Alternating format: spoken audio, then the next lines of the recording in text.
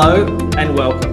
I'm John Cowling, your host for this Leaders in Security video interview, an initiative of the International Security Journal. Today, we are joined by Robert Dodge, President of Corporate Risk Services at G4S, based in the USA.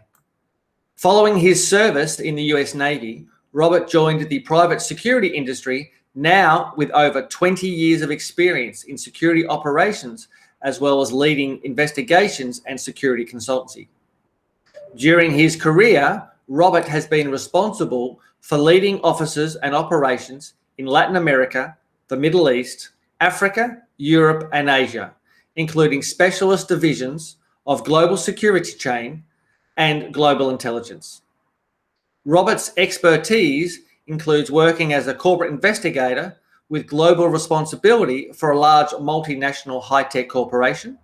Additionally, he worked for a private investigations firm where he provided global investigations and security consultancy services for corporate clientele in Silicon Valley.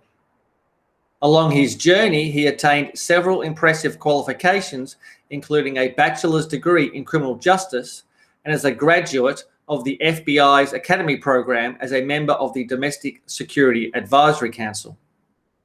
Throughout his career, Mr. Dodge has managed and led security and investigative projects in more than 60 countries around the world.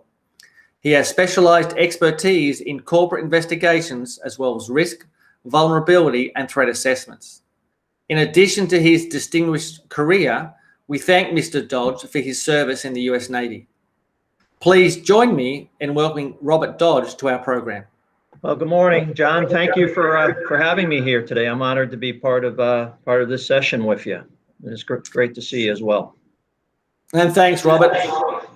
As we get started, so my first real question for you is, as G4S's President of Corporate Risk Services, what would be the range of clientele and their requests that you would regularly receive?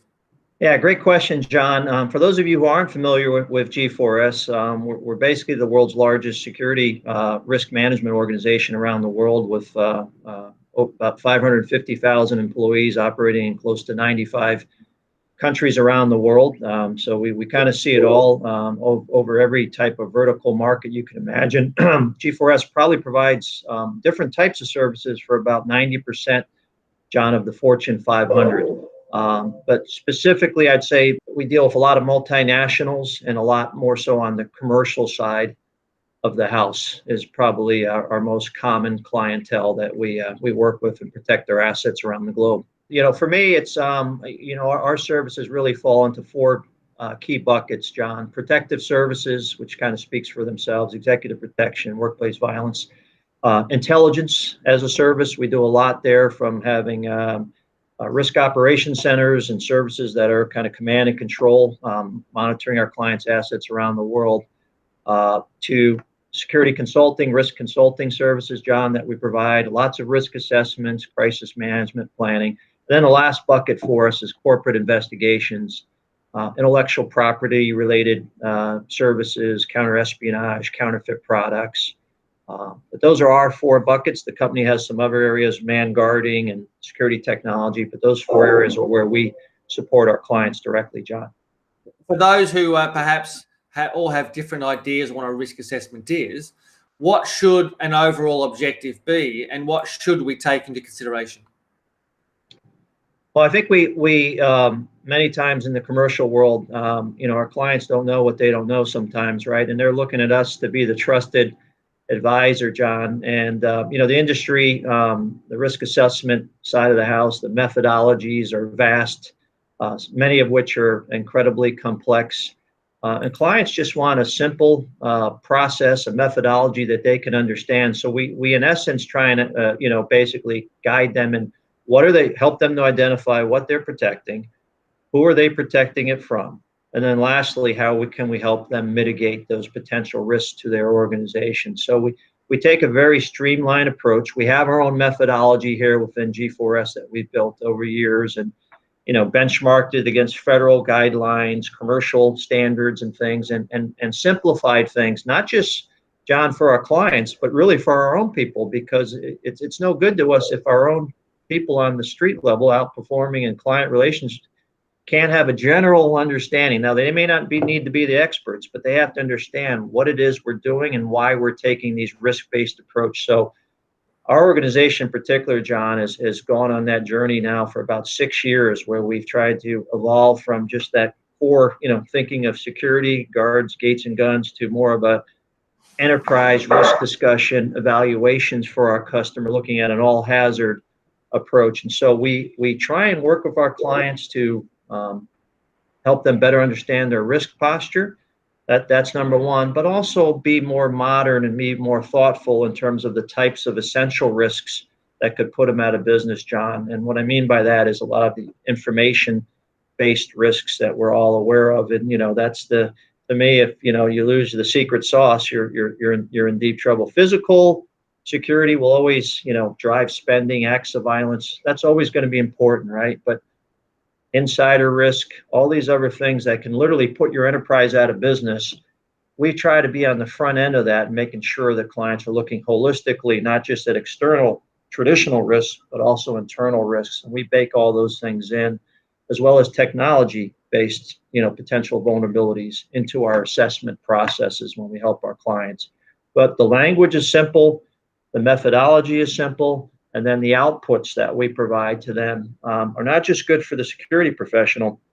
We want to make sure that they can be escalated to the executive management, the business management, because at the end of the day, those are the ones controlling the purse strings, and they've got to understand, why did we do this, and how's it going to help the business and the enterprise and our continuity and our resiliency? And so that's very, very important. You've touched on a few points there around posture and language. What are some of the challenges around, whether it be a risk appetite, a risk posture, a risk understanding, that you have when you're dealing with clients? Are their approaches different? How do you sort of draw this out of them? Yeah, I think the first thing as a consultant when we go in, John, it's incredibly important to listen, right? Listen, our clients' organizations have challenges, pressures, not unlike we have internally in our organization, right? But we really want to understand the political and economic realities that they're dealing with, because that's number one. Because if we proceed with what we think they need and without understanding that, we're not going to provide a tailored or a productive solution for them at the end of the day, John. So understanding those are really, really key. And what we find with a lot of the clients at the level that they engage in, typically, John, what we see on these most common risk assessment and consulting requirements are typically because there's been a bad incident happening, right? So they're reactive often. There's been a bad assault in the parking lot, a rape in the parking garage, a critical manufacturing component's been stolen, and then we're coming in kind of after the fact. That's one. The second big area is ABC company is expanding into Manila, the Philippines. They're acquiring a new company there. Well, they want to look at that company and see where their security foundation is, and so they'll engage in assessment for that reason. For business due process, and we'll look at companies along those lines to help guide them along those ways. But oftentimes, John, the asset valuation has not been done, or they don't understand that, or they don't have access to that. So what it really becomes is almost like a threat and vulnerability components of a risk assessment, right? We don't get good data in terms of what's really critical to them. So we have to sometimes make assumptions, right, by doing interviews and ascertaining, drawing it out of them.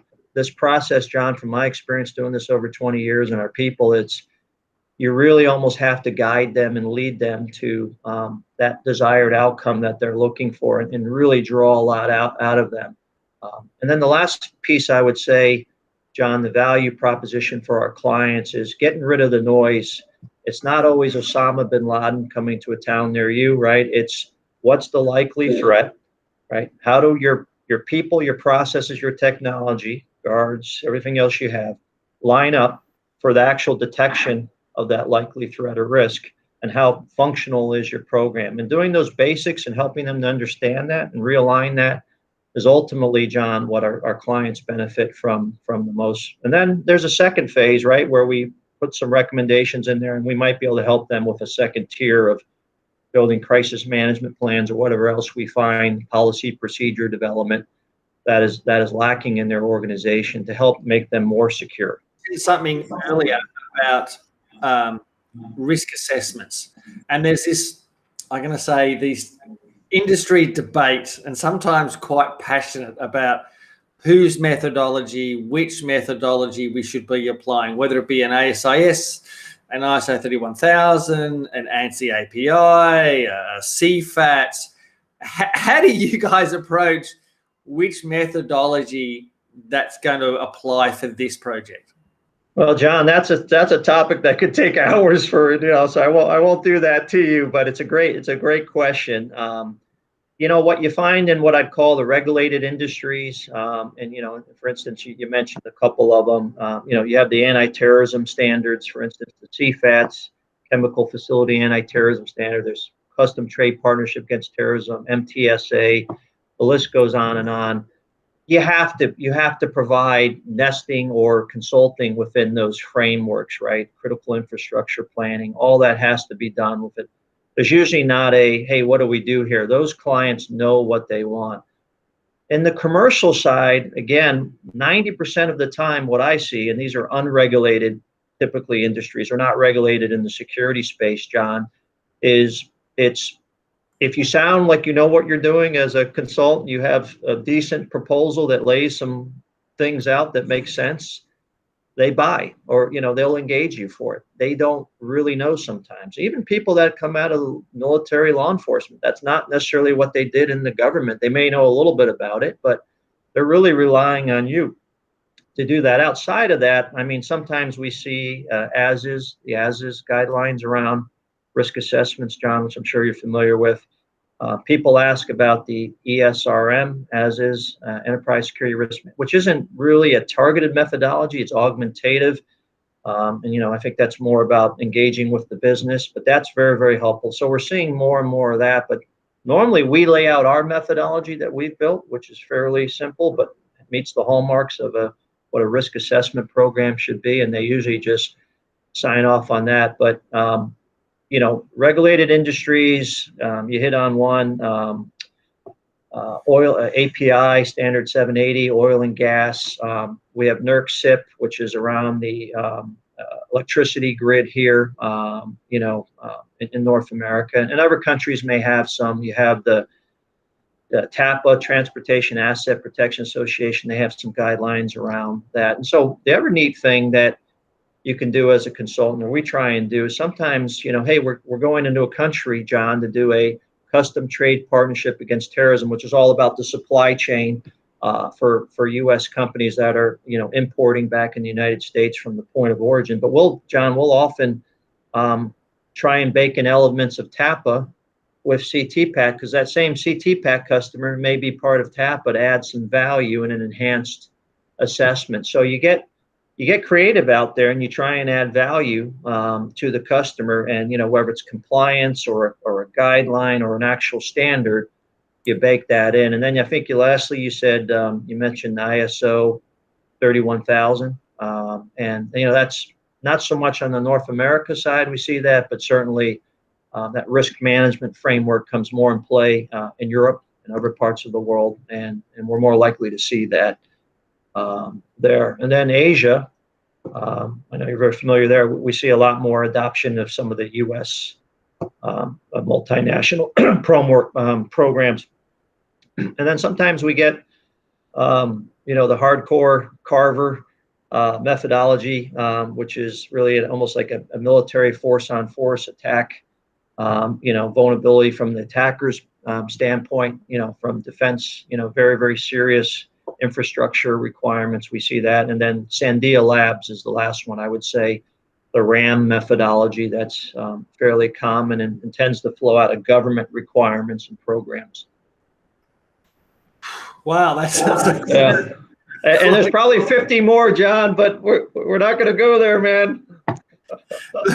Absolutely. So kind of bearing in mind that, any risk consultancy project provides an output, whether, call it a deliverable, call it a report, call it an assessment, whatever you give to the client becomes an input to them. And therefore you have to make sure, as you are aware, that your output is adding value as an input into them. And then understanding what their requirements are is, for me, super critical. How do you approach understanding what the client's organization needs as an input versus what we say as a methodology should be an output? How do you approach that? And I mentioned a little bit earlier, but really understanding their, what's driving the assessment, what their need is, what the client's mentality is. Is this just, they want the report so they can put it on the back of their cabinet and never open it for the next 20 years, or are they really concerned and trying to change the dynamic of their enterprise and really looking to build out a security program around, first off, a good assessment, John, as you know, will tell you, do you have a security program? What's your posture, or don't you, right? So it's kind of that, you go to the doctor, you get the assessment of your health, and you're healthy or you need to go to the hospital, John, or somewhere in between. And so an assessment does all that for them. So what we try and do is really understand their goals and objectives, and we advise them on things like, for instance, John, because if they're not going to implement everything, they could have legal risk, right? Because if I give you a report, John, and I tell you that your parking lot lights are non-existent, and that's why you've had 5 muggings and 4 murders out there in the last 2 months, and then you don't fix it, guess what? Something happens again. You're in more trouble than you were before you had the assessment. So we talk to them about things like getting attorney-client privilege, right, on that to protect them, and so that becomes the domain of the attorney. And if they actually implement some of those, that's great. But if they don't get to some of them, they're at least somewhat protected in that framework. We advise them not only on the front end of the report, but often, John, it's okay. Now you've helped me. You've told me about the world's going to end and all these bad things that could happen. Well, how are you going to help me now? Where do I get this new technology? How do I buy a drone if you're recommending that? And so a lot of times a good consultant will then stay on and help them, navigate what's next after the nice, tiered recommendation report, John. So those are some of the things that we try and work with them to help them manage their outputs. We also give them draft reports, John, because that's their chance to weigh in and say, oh my God, I can't have this. Now, we're not going to compromise our integrity, but there's ways to word things, or if something we miss things sometimes too. We may have not had factual evidence, John. And I think the last thing I would say is on our report documents, a lot of these assessments are what I'd call limited assessments, because they're not going to allow us to stay there for 3 months and pay for that. We might have 2 days on the ground. So we can't crawl under every rock. We can't see everything. We do the best thing we can. But we also advise the client that our recommendations are based on a limited snapshot. And, this is it. And for follow-up recommendations, come back to us. Where do you see having sort of policy and procedure development fit into a sort of physical protection plan or some sort of risk mitigation strategy? Yeah, I mean, policies are established, right? We think about them with probable or likely occurrences. So we anticipate that's business as usual. I mean, plans are built to deal with, anticipated but unlikely occurrences, usually with elevated consequences. So we look closely at those. And we usually, by the way, John, surprise, surprise, we find a lot of gaps. They're outdated, they're not aligned, because they haven't really done a proper risk assessment, right? So that's that foundation study. But the line between procedures and plans, as you know, is actual performance, right? That's when we separate the men from the boys, right? And when we have actual performance, those learnings is what sometimes turns those plans into procedures. So those preparations that the company makes are actually validated by actual or invalidated by actual events. But we always advise clients that the planning process should be built on candid introspection, right? and an ongoing assessment of their own risk, John. I mean, that to me is valid. And as we all know, those countermeasures, right, that we put in place, that plans and procedures support, drive the evolution of the bad guy, the threat to try new and things. So it's really a cat and mouse game, but those policies and procedures have to ultimately match the threat profile and what we're trying to secure. So it's an ongoing process. But many times, I'd say probably 50% of the time, that's usually an output of the initial risk assessment report, is that we need somebody, either they or us, need to come in and either close gaps in policies that they don't have and procedures or plans, or we'll help them write them or draft them or direct them to where to go to help them close those gaps. So they're valid when they're enforced, utilized, tested, and actually, planned on. One of the low hanging fruit for any organization is to go and revise their policies and procedures, often reaching out to a professional consultant who's got the breadth of multiple clients and multiple experience to then update how they should be doing something or could be doing something, and then I guess audit themselves against it in some ways. Yeah, I think that's right. I mean, one of the first steps of that process is certainly a gap analysis. And what often comes up, John, from many corporate clients is, especially their leadership, maybe not the security professional, but their leadership, they love benchmarking. And, benchmarking's tough because, just because ABC company up the street is in the same vertical market, they may have their program built, but it might be a very flawed, it might be built on a shaky foundation and very flawed. So just because they're doing it that way doesn't mean it's right. But sometimes there is some value to looking out and maybe looking at the profile. If they have 10 people and you only have one, right, and they have policies around 10 different things, you only have, sometimes you can glean from that, especially if you're a startup or on the smaller side of the spectrum. But what we always find is there's a lot of gaps in different areas, and helping to fill those gaps in terms of not having the policy at all and helping them draft that is where the value of a consultant can come in. And then the other side, I think, is, John, it's the value of somebody who also understands the business world, right? I mean, because those policies, procedures have to nest within the framework of, the business, a day is business as usual, right? Ongoing activities, continuity, business resiliency. And if they're going to impede business, wow, yeah, that's a quick way to get that security or client in a lot of hot water very, very quickly. So not a good day for a consultant when that happens. So sort of just touch on what makes a good consultant. When you're recruiting, when G4S is recruiting for a security consultant, or perhaps an investigator or a design engineer or some sort of specialist, what do you look for in that person? And therefore, how can an applicant improve their chances of securing a consultant's position?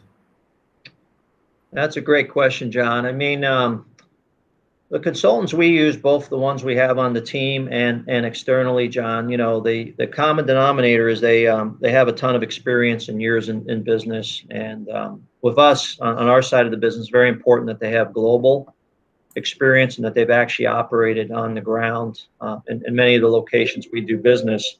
And sometimes we'll marry up an individual, perhaps out of the UK, Australia, the US, that maybe has a much enhanced training, just a greater skill set. And they're going into, again, the Philippines as an example. We'll pick on that as an example. But they may not be up to speed on all the elements of the threat picture there. And we may have a very good consultant there, but he may lack the overall, the 360 view that we want, and we may add him to the team. So having a team approach is very, very helpful, because there is no one individual that has all the answers often. The great thing of the folks with the experience is they've been there, done that. The downside a lot of times is that, John, we're in the information age right now, the 21st century, man. The technology, if you got to figure out how to use your iPhone. And a lot of these folks, great on the traditional physical security stuff, but not so hot on, the latest, greatest technologies, access control systems, integrated security, facial recognition. And those are critically important in today's day and age. So we've diversified. We're finding some less experienced younger folks that have some really good skill sets in those areas, and we're augmenting them with the security side, right? And trying to help them on the physical security risks and putting them into play under development programs, and finding those unique things. But that's essential, right, in today's world, because that's where you can optimize your client's security program, their risk posture, by maybe reducing, total cost of ownership, getting a better ROI, but integrating physical security and technology to maybe reduce manpower costs, for example. The other thing, John, we see is, the cost of labor is going up, cost of technology is going down. So we're on the lookout we have some of our own technologies, tools, software tools that help us, but we're also open to using third parties because things are constantly evolving. And if we have a great software that can help enable reduce time on site for that consultant, we'd love to do that. So I think I answered the first part of your question. I talked so long, I don't think I caught the second part. Someone that wants to transition into consultancy, how could they prepare themselves? As you know, we have kind of our corporate risk division, John, which is more the high end, high impact, high consequence. We have a large security division with folks, and we constantly get some of those folks that show an interest in what we do, and the ones that we feel or have the skill sets and whatever, we'll bring them in and literally sometimes put them in a mentorship program with some of our very seasoned consultants. There really isn't a school for security consulting, John, that I've seen. It's a lot of hands-on. There's certainly great resources like ASIS that somebody wants to get in the industry. There's all kinds of great books out there that talk about the different areas of security consulting, risk management. And I shouldn't say there aren't any schools out there. I think it is starting to evolve where they're looking at security and risk management, criminal justice, but it's not really targeted for, go out and do this facility risk assessment, go out and write this, business continuity plan. I mean, I think it's really a specialized industry. We certainly need more people that are really qualified in it, John. I've found over the years that the ones that do this very well are far and few between. There's a lot of people out there saying they do assessments, but they're really security surveys or audits, not a true assessment by any level. So we need more people, but understand the security side of the business, the security guarding industry. Man, security is very important because almost every facility we go out to assess. Focusing heavily on electronic security, John, is vital. Cyber, where cyber physical converge. Technology is, I would say, number one moving forward. Understand how all the technology security systems work, how they all integrate, and then physical security as well would be some areas to focus on. So what you're almost saying is they need to have some experience, have some qualifications, and have, I guess, a can-do attitude to learning and continual development. Yeah, and you brought up the certification piece, John, too. I forgot about that. The CPP, I got mine back in 1999 with ASIS, so a long time ago now. That's helpful. There's other certifications out there, PSP, some on the security technology side, some on the cyber side. Strive for those. I mean, those are helpful, but that doesn't replace the real world, walking a facility, seeing the gaps, seeing the vulnerabilities in person, because that's really where you learn, John, right? And understanding the clients, what their perspectives are, and then merging those two together, and then you really got something good going. So if we go back in, excuse me, if we go back in time, and you were able to give a younger version of yourself some advice when you finished your service in the Navy and you were joining the private security industry, what words of wisdom would you give to yourself today? Yeah, I don't think I would change much, John. And I joke sometimes and I say, I wouldn't be the richest guy in the retirement home by the time it's all over, but I'll have some of the best stories. And I do have some good stories, and I think anybody in this industry, because it's fascinating, it's interesting. No 2 days are the same, so I wouldn't steer myself away from being where I have, but I think I would have probably tried to lead and be much more aggressive on the security technology side, right? The innovation side of security, right? Because that is really and I think you've probably been in the industry, John, a very long time as well, and you go to the ASIS International Conference nowadays, that the really big one they have in the United States, and 20 years ago, you saw a lot more security company booths and just policy, physical risk management stuff. Now probably 80% of it is security technology. ISC West, one of the other big shows here, I think their attendance is it's massive. I mean, it's probably 30,000 people show up to that, and that's all security technology on all forms. So that everybody's looking at that. It's the future, and I advise anybody coming up the ranks to look at that. Also, really the cyber side, right? If you go out on LinkedIn, I mean, you probably see 5,000 cyber jobs that are available. Our physical security world is much smaller, right? And it's frankly not as lucrative as the cyber side is right now. So I would probably be looking at that. I think that's a big part of the future, and I advise myself as a young man or anybody else coming up to really look at the cyber and the electronic part of that. That's really, really vital. If we had a crystal ball and we could look into the future, where do you think security consulting is going to have the biggest impact on the society? Yeah, I think it's going to continue. I mean, John, risk-based approaches are in vogue. You can't go 10 feet any conference nowadays without hearing about, assessing risk versus security, right? Looking at all these things, which is a good thing. I mean, that's the place enabling the business we're going to need. I think you're going to continue to see that, but I think you're going to see a very strong push-pull with what I call intelligence-led risk management, and the leveraging of command centers. And I want to count the boats going through the Taiwanese Strait. I want to pull up a camera in Frankfurt, Germany, see if anybody's speeding across on the Autobahn or anything else. These real world things are becoming available, right? The use of AI, automated intelligence, other things like that to be more predictive on risk.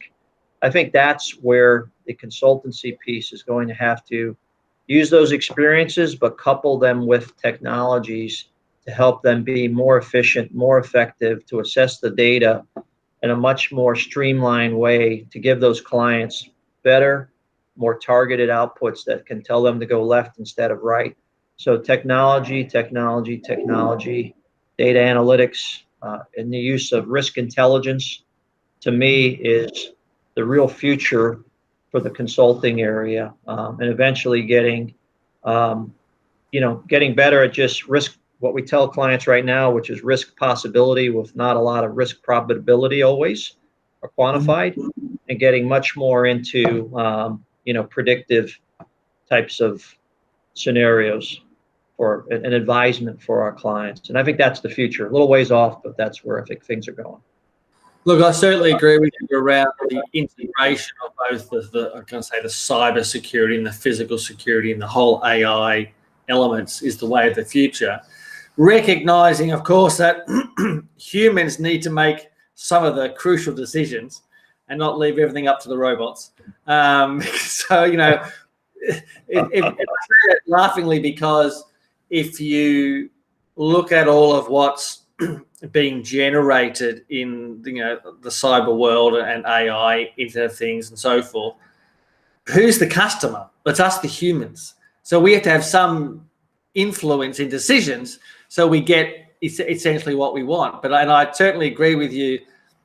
The future is certainly going to be very interesting, and I kind of look forward to seeing what my children and their children sort of generation are going to experience. But we're running out of time today, so look, please allow me to thank Robert Dodge for his time today and joining us.